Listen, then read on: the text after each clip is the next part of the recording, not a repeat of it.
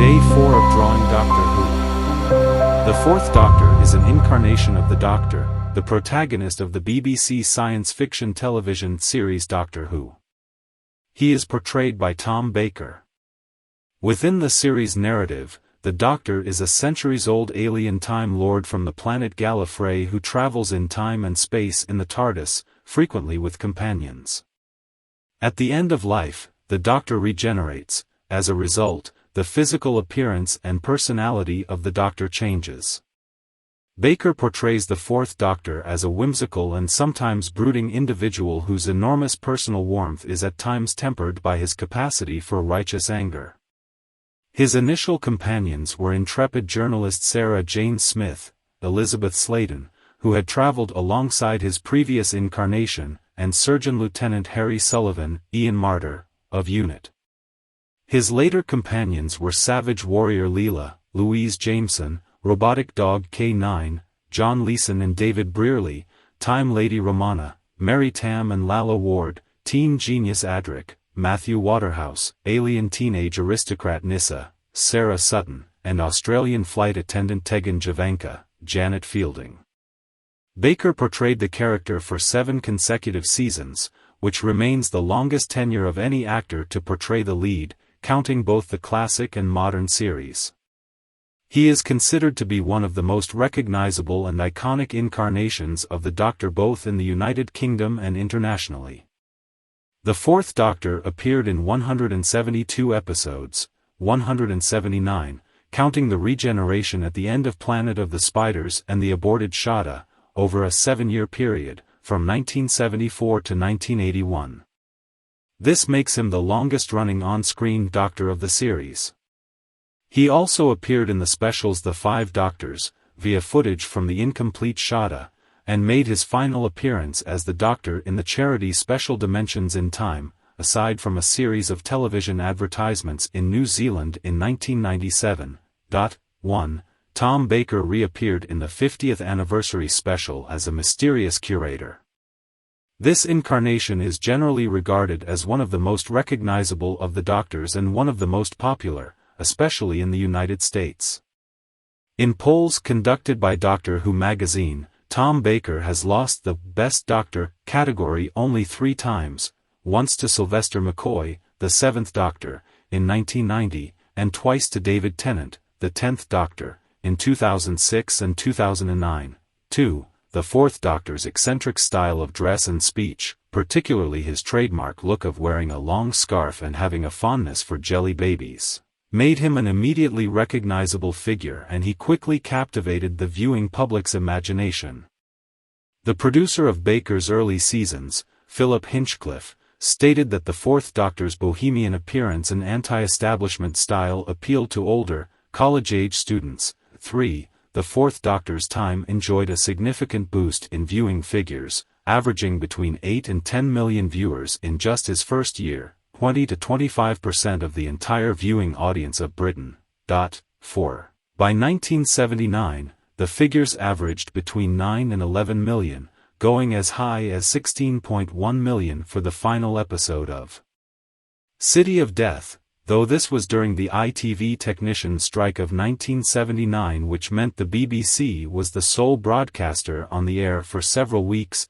5. There are also novels and audio plays featuring the Fourth Doctor. 2 early audio plays featuring TomBaker voicing the Fourth Doctor date from Baker's television tenure, as he had mainly declined to appear in any further audio plays since leaving the series.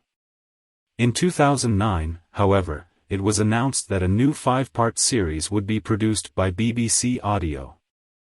After contracting radiation poisoning from the crystals of the planet Metabellus 3, the Third Doctor makes his way back to UNIT headquarters in the TARDIS, where the Time Lord Kanpo Rinpoche aids him in regenerating, Planet of the Spiders. In his new incarnation, the Doctor is eager to leave Earth in favor of exploration, thus drawing back from continuous involvement with UNIT, with which he had worked closely as the Third Doctor. He has also grown tired of working for the Time Lords. Despite attempts to avoid them altogether, the Time Lords continue to send him on occasional missions, including an attempt to prevent the creation of the Daleks, Genesis of the Daleks, during which he also meets Davros. The Doctor travels with journalist Sarah Jane Smith, whom he had befriended prior to his regeneration, and, for a time, with Unit Surgeon Lieutenant Harry Sullivan. After a battle with Zygons in Scotland, Harry, having just spent an entire season with the Doctor as they tried to get back to the TARDIS, decided that taking the train was safer than the TARDIS, which the Doctor and Sarah Jane chose to try to make an appointment in London. Instead, they ended up on the planet Zeta Minor, planet of evil, located at the far edge of the known universe. From this point on, the Doctor and Sarah Jane traveled alone. The Doctor's companionship with Sarah Jane came to an end when he received a telepathic summons to Gallifrey, as humans were not then allowed on the planet. The summons turns out to be part of a trap set by his enemy the Master. The renegade Time Lord has used up all his regenerations and has degenerated into little more than a withered skeletal husk. The Doctor is framed for the assassination of the President of the High Council of Time Lords and put on trial. To avoid execution, the Doctor invokes an obscure law and declares himself a candidate for the office, giving himself the time he needs to prove his innocence and expose the real culprit. This ultimately results in a climactic battle with the Master, the deadly assassin. The Doctor is seen to travel alone for the first time, returning to a planet he had visited centuries before. During his previous visit, he had accidentally imprinted his own mind on a human colony ship's powerful computer, Zoanon, leaving it with multiple personalities. On his second visit, the Doctor is now remembered as an evil god by the descendants of the colonists, some of whom had become a warrior tribe called the Sevatim. After the Doctor cures the computer, one of the Sevatim, Leela, joins him on his travels, the face of evil. The Doctor brings the intelligent but uneducated Leela to many locales in human history, teaching her about science and her own species' past. In Victorian London, the pair encounters the magician Li Xin Chong and his master, the self-styled Weng Cheng, the talons of Weng Cheng. Weng Cheng is revealed to be a time-jumping criminal from the Earth's distant future. Later, the Doctor and Leela visit the Bayal Foundation Medical Center, where they acquire the robot dog K9, the invisible enemy. While K9 is malfunctioning, a time distortion leads the TARDIS back to contemporary rural England. While investigating the distortion, he and Leela are confronted by an ancient being that feeds on death from Time Lord history, called the Fendal, image of the Fendal. Eventually, the Doctor returns to Gallifrey and declares himself Lord President, based on the election held during his previous visit. This is in fact a ploy to reveal and defeat a Vardan invasion plan, which led to the unexpected consequence of leaving Gallifrey open to attack by the Sontarans, the invasion of time. In the aftermath, Leela and K9 decide to remain on Gallifrey. The Doctor comforts himself by producing K9 Mark II. Shortly afterward, the powerful White Guardian assigns the Doctor the task of finding the 6 segments of the key to time, sending a young time lady named Romana, as portrayed by Mary Tam, to assist him. The two Gallifreyans travel to a variety of planets, encountering strange and unusual allies and enemies, gathering the 6 segments and defeat the equally powerful Black Guardian, who sought the key for himself. After the conclusion of the quest, Romana regenerates into a new form, portrayed then by Lalla Ward, Destiny of the Daleks. In an effort to evade the Black Guardian, the Doctor installs a randomizer in the TARDIS so that not even the Black Guardian can anticipate where they go. Ironically, the first place the randomizer sends them is the home planet of the Daleks, Skaro, Destiny of the Daleks.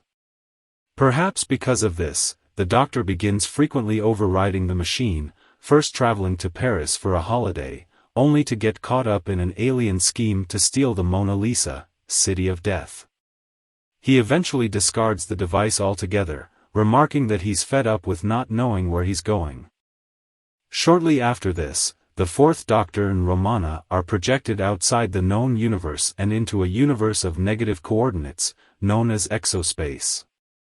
The TARDIS lands on a planet called Alzirius, full circle, where they are joined by a young prodigy named Adric.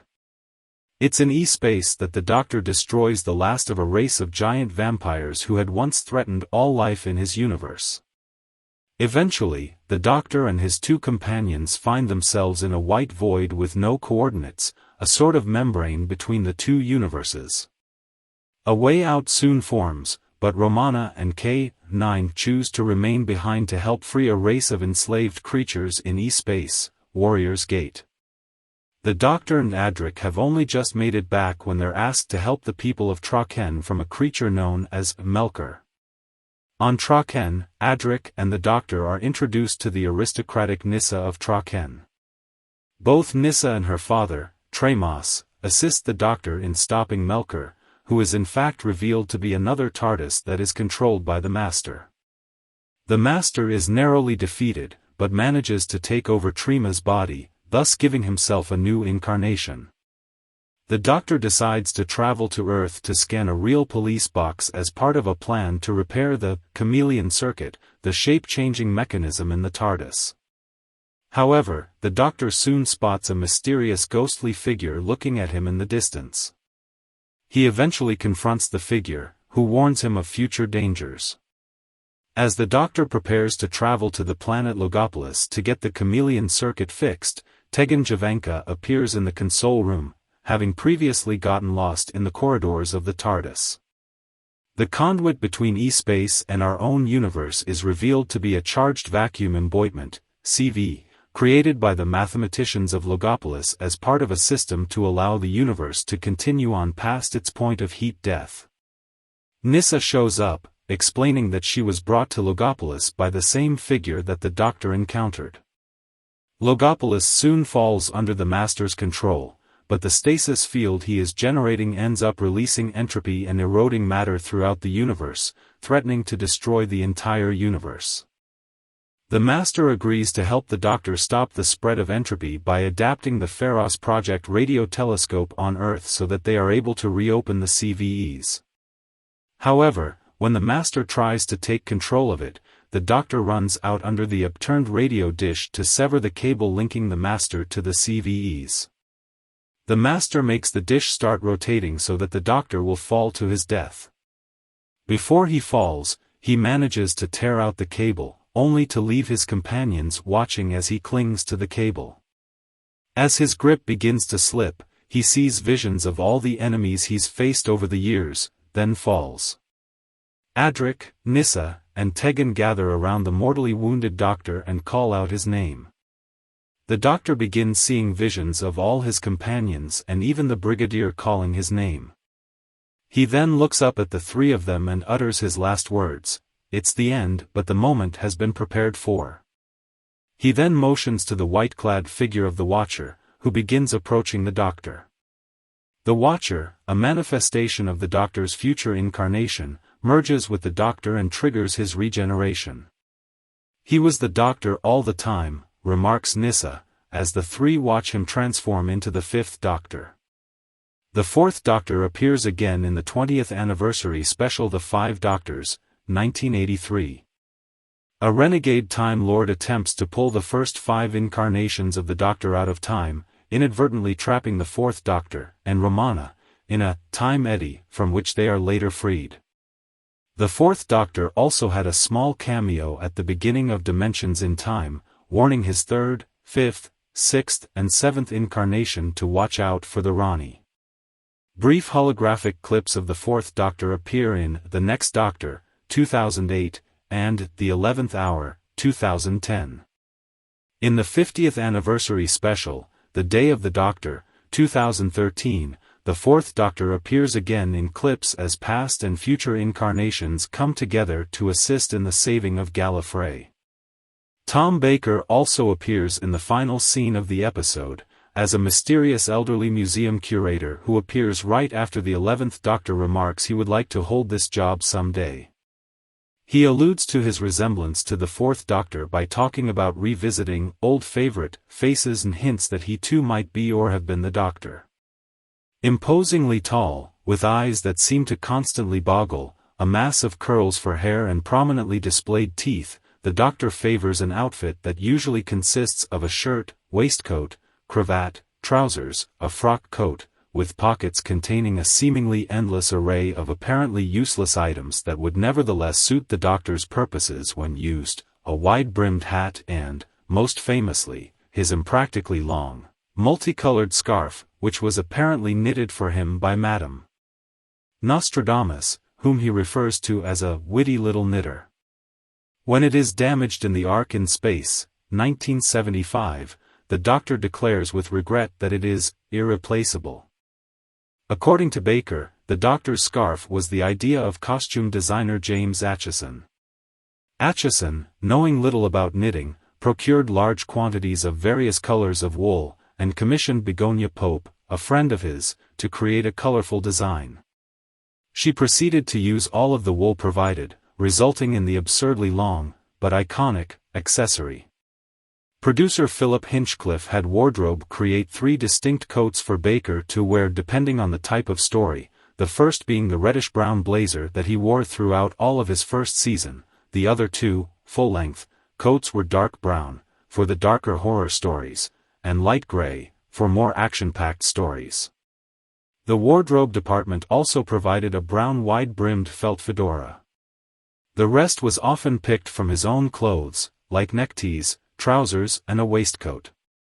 A wider, brighter-colored scarf debuted with Baker's 4th season and a light brown coat was introduced late in his 5th season. Baker also appeared in a one-off Sherlock Holmes-inspired costume in the Talons of Weng Chang. According to both the creators of the show and Baker, the character's look was originally based on paintings and posters by Henri de Toulouse-Lautrec of his friend, Aristide Bruant, a singer and nightclub owner whose trademark was a black cloak and long red scarf.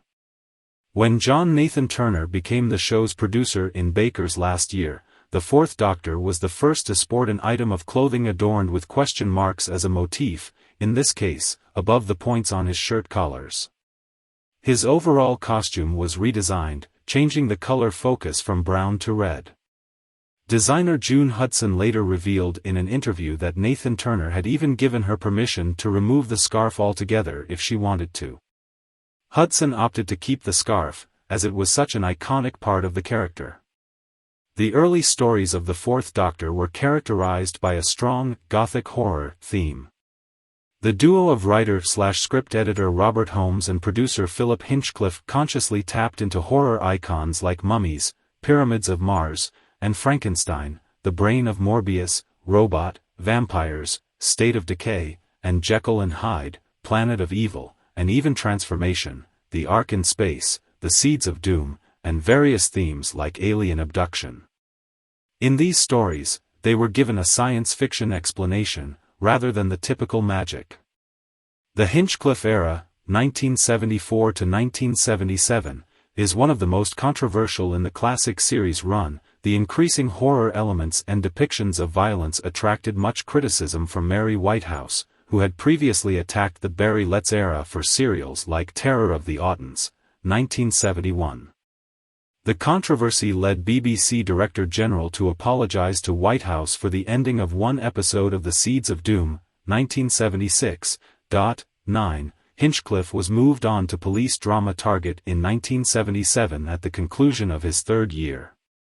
Graham Williams, who had been developing Target, was brought on to take over as producer for Baker's 4th season.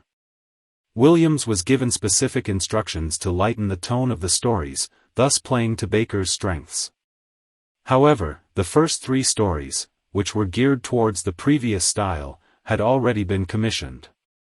Robert Holmes had agreed to stay on to edit them, but he ended up leaving after only doing the first 2, Horror of Fong Rock, 1977, and The Invisible Enemy, 1977. The task of editing Image of the Fendal, 1977, fell to his successor Anthony Red. The season was only narrowly finished. With the cast and crew suffering from burnout and lack of resources, the season finale The Invasion of Time, 1978, was completed largely by virtue of it having been written to make use of pre-existing sets, props, and costumes. For their second season, Williams and Red had planned out an overarching storyline that would run through the whole of the season. With more editorial control, it was also decided that the writers would put more emphasis on elements of fantasy and humor. Holmes wrote the first story, The Ribose Operation, 1978, and the writing team of Bob Baker and Dave Martin handled what would be the final story of the season, The Armageddon Factor, 1979. Douglas Adams wrote the second story, The Pirate Planet, 1978, while another newcomer, David Fisher, wrote the third and fourth stories. Again, difficulties began to arise when the fifth story fell through. Robert Holmes consented to writing what would become The Power of Kroll, 1978-79. Williams' third and final year on the show is considered a high point in terms of ratings and stories for the entire series.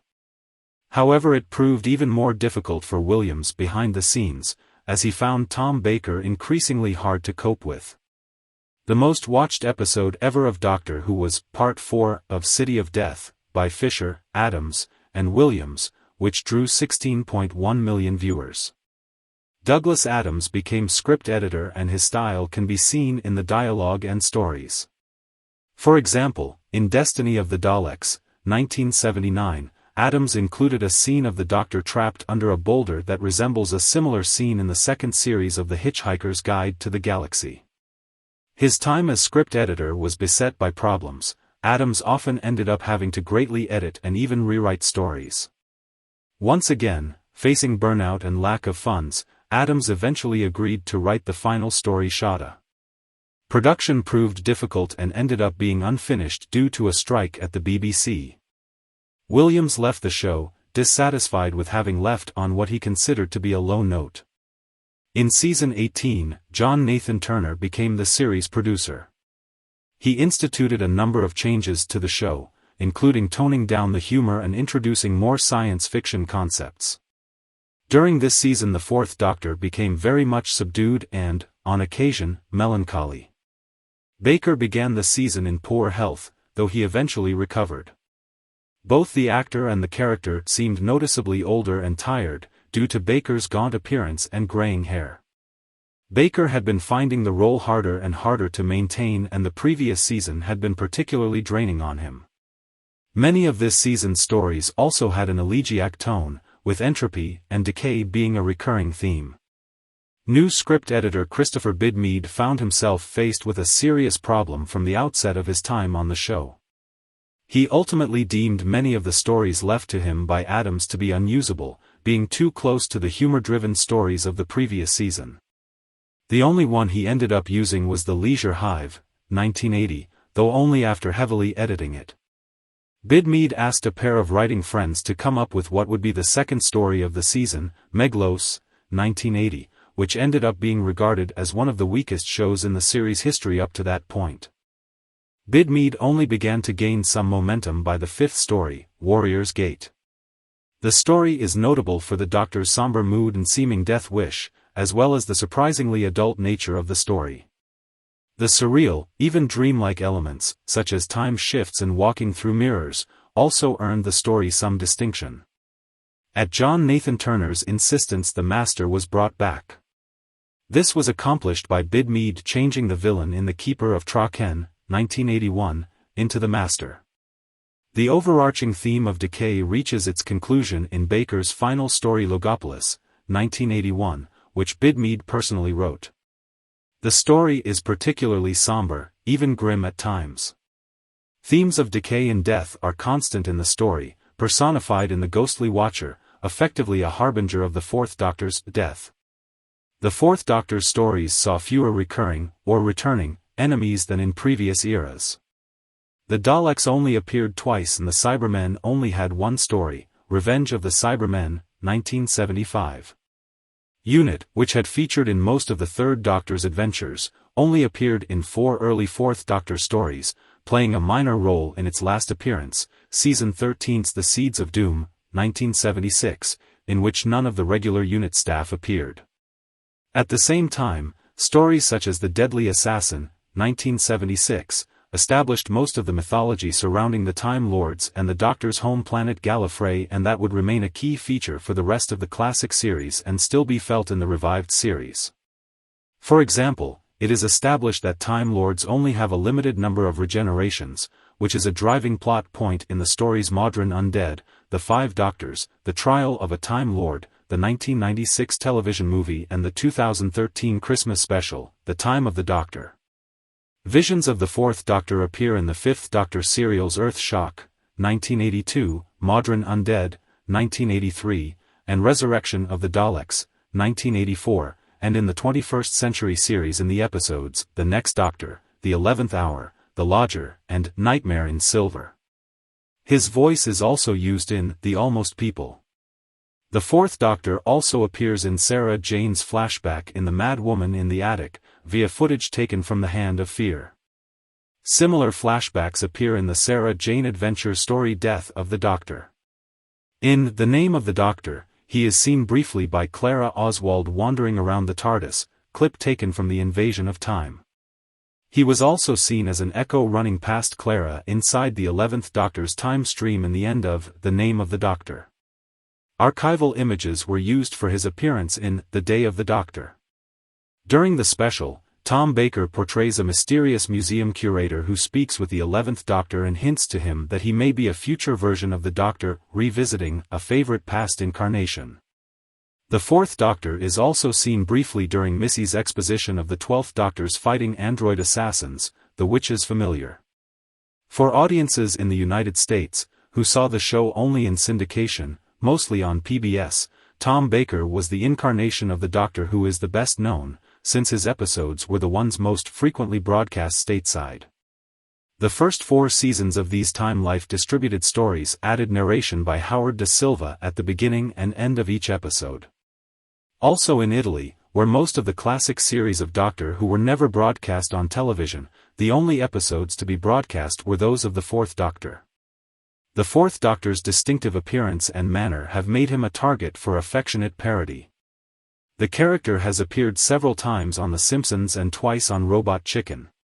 He also had a cameo on Futurama emerging from the stomach of a space whale, and another episode, where he is briefly seen running into the TARDIS. On The Big Bang Theory, Stewart dresses as the Fourth Doctor at a party in the episode The Justice League Recombination. In the computer game Hugo 2, Whodunit, the player can save the Fourth Doctor from a Dalek in return for his sonic screwdriver. He is frequently impersonated by impressionist John Culshaw on the radio and television series Dead Ringers, who also voiced the Doctor for the Big Finish audio The Kingmaker. Archival footage of the Fourth Doctor's first title sequence was used in the Family Guy episode Blue Harvest to parody hyperspace from Star Wars. In American Dad, some Whovians were shown, with several of them dressed as the Fourth Doctor. As the narrator of Little Britain, TomBaker has himself alluded to Doctor Who. In the 24th episode of the series' epic rap battles of history, the 10th Doctor is in a rap battle with Doc Brown from Back to the Future when he is shot by a Dalek and regenerates into the Fourth Doctor, played by George Watsky. A background character appearing in one episode of Toast of London resembles the fourth incarnation of the Doctor. Peter Davison, who played the fifth incarnation, also appears in the series as himself. In 1979 and 1980, TomBaker played the Fourth Doctor, alongside Lalla Ward's Romana, in a series of 4 television commercials for Prime Computers. Disliking the scripts he was given, Baker agreed to film the advertisements only if he could rewrite them himself, and added a scene where the Doctor follows the computer's instruction to marry Romana. In 1997, Baker reprised the role once again in a spot for New Zealand's National Superannuation Insurance Company. TomBaker also recorded narration, in character as the Fourth Doctor, for a 1976 audio release of Genesis of the Daleks, which was subsequently reissued by the BBC on cassette and CD as a radio drama. Baker returned again to Doctor Who for the 1990s audio cassette releases of Lost Doctor Who stories. For some of these stories, he is in character as the Doctor. For others, he merely provides descriptive narration. Stay tuned for the next Doctor.